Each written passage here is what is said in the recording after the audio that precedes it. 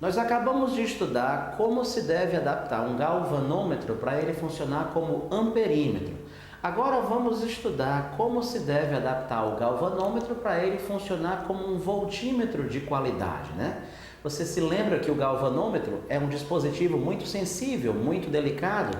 Se ele não sofresse nenhuma adaptação, ele só seria capaz de medir tensões da ordem de milivolts, corrente elétrica da ordem de miliamperes, o que não seria interessante, né? Então, um voltímetro de qualidade seria um voltímetro que conseguisse, né, medir tensões elétricas da ordem de centenas de milhares de volts e que tivesse, né, uma resistência interna grande, né? O maior possível, são as características desejáveis, né, para um voltímetro de qualidade. Então, no caso aqui, olha, qual é a adaptação que a gente faz? No caso do galvanômetro, para funcionar como voltímetro, a gente coloca essa resistência RM em série com o galvanômetro.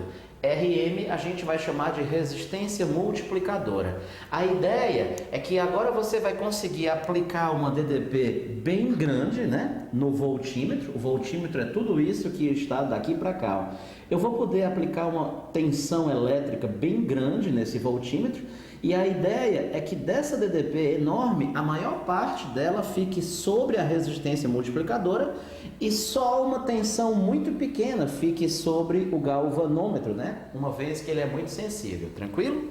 Bom, aqui nós iniciamos então percebendo o seguinte, olha, que como todos eles estão em série, ó, então a corrente que passa por todos eles, né, olha, é a mesma corrente, eu já posso dizer que esse IG, ó, seria UG sobre RG, né? A tensão de fundo de escala do galvanômetro sobre a resistência interna dele.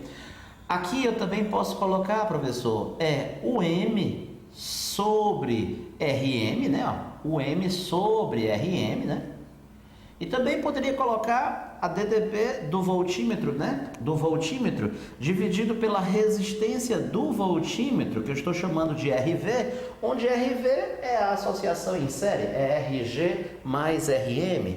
Então, essa é a primeira expressão que a gente obtém, né? E essa é muito útil, né? Nós trabalhamos com essa expressão o tempo inteiro, você vai ver. Bom, na sequência, vamos achar uma relação entre o M e o G. Daqui eu percebo que o M é igual a UG vezes RM sobre RG. Então, vou escrever aqui, olha. O M é igual a UG, ó, vezes RM sobre RG. Então, guarde essa expressão aqui, olha, né? Guarde essa expressão.